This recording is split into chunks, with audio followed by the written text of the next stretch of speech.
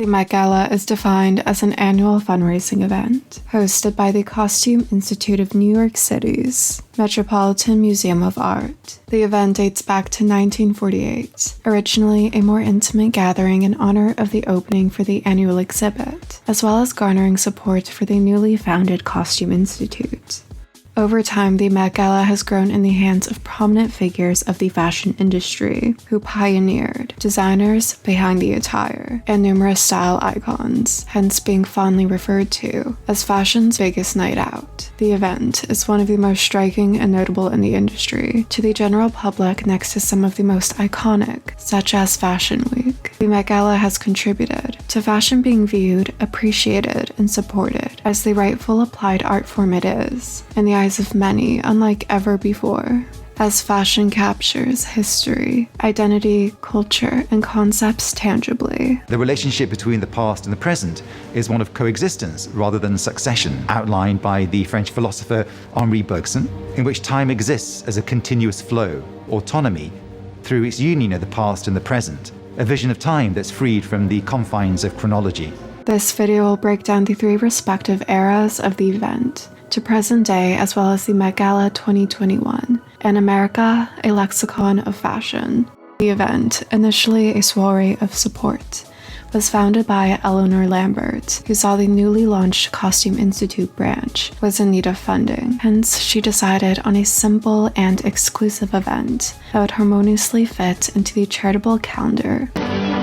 Some people have a very sort of 19th century idea of what art is. There are people within the museum who still dismiss fashion. The founder of the Council of Fashion Designers of America and New York Fashion Week viewed fashion as an art, but this was not a common thought, especially in her time. She believed that fashion should be upheld in a similar manner as other legendary arts, such as painting, sculpture, and music, setting out to make this appreciated. She was a pioneer who would make fashion able to be preserved and displayed into the modern age, but it was not an easy task as it would require time, energy, and the funding of many. With her background as a publicist and her position being a part of elite society, she used her status and skill set to go beyond herself. The tickets at this point in time were $50, which now would roughly be about $500 for perspective.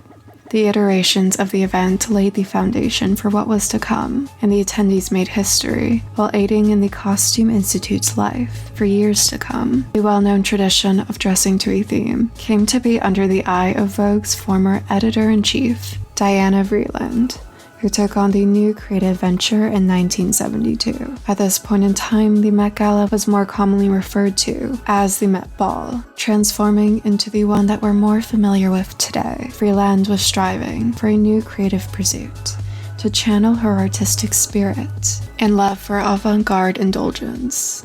Theme parties began to be held at the Met permanently, where the exhibition would go on to be staged. Guests would arrive in the image of the theme to descend into a stylish world in the likeliness of the exhibit, which would range from concepts such as romantic and glamorous Hollywood design and the costumes and designs of the Ballet Russe, to a celebration of designers such as the world of Balenciaga in respect of his innovative technical work, construction, and application of style that revolutionized women's wear in the mid-20th century, as well as Yves Saint Laurent, 25 years of design. In 1983, he was the first and one of the few to ever have his work showcased while alive, due to his grand impact on fashion. The master of the streets of the world, stated Diana Vreeland. It was dubbed the Party of the Year, and many coveted a spot on the guest list, which was now more realistic as it was less exclusive, making the Met Ball more accessible. In 1981, a museum official stated to the New York Times, "She gives visibility to the Costume Institute. No money could buy." The attendees were now ranging from guests such as Bianca Jagger, Andy Warhol, and Diana Ross, to the elite of the city and fashion industry personnel. At times, even students would attend, with guests from all walks of life. The general public began to accumulate interest in the alluring, high-end, fashionable event. The fashion, art, and social world was completely enamored, signifying a long-standing relationship with Vogue and upholding the heart of the Met Ball. Freeland worked until the end of her life in 1989, but her work continued to hold impact without the chairwoman and hand of the glamorous spirit that the 90s would usher in. In 1995, Anna Wintour, a Met trustee and the artistic director of Condé Nast and editor-in-chief of Vogue, kept the integrity of the Met Gala's spirit, extravagant aesthetic, and the heart of the intent intact. Her two changes were to establish a new date. Over a cold winter December, she decided on a warm spring May, and also created a more sophisticated aura surrounding the event through Vogue's everlasting and dedicated network. A source with The Hollywood Reporter revealed the process of the guest and fashion curation, stating, Vogue brings the designer's clothes up to the magazine. They lay it all out and they pair celebrities with the designers and their gowns.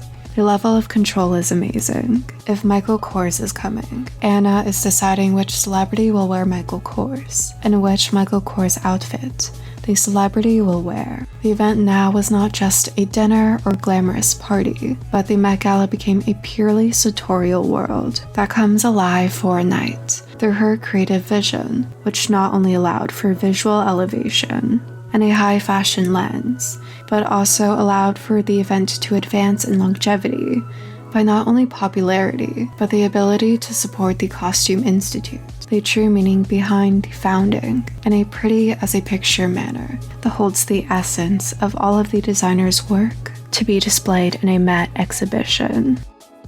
Themes under Wintour carried the same tone as the president set. Conceptual takes such as punk chaos to couture, an examination of the punk culture infiltrating high fashion in the 1970s and carrying on its presence into modern fashion media. The Met showcased the visual language of punk through haute couture and ready-to-wear, merging the attitude and the looks of the subculture into garments that originally shocked the mainstream, in a time where fashion was deemed a very soft and pretty topic, still holding relevance to this day. And the model as a muse, embodying fashion, a celebration of past icons, such as Kate Moss, Naomi Campbell, Twiggy, etc., that sported and breathed life into the ever-changing face of fashion, while inspiring the most impactful designers who shaped the world.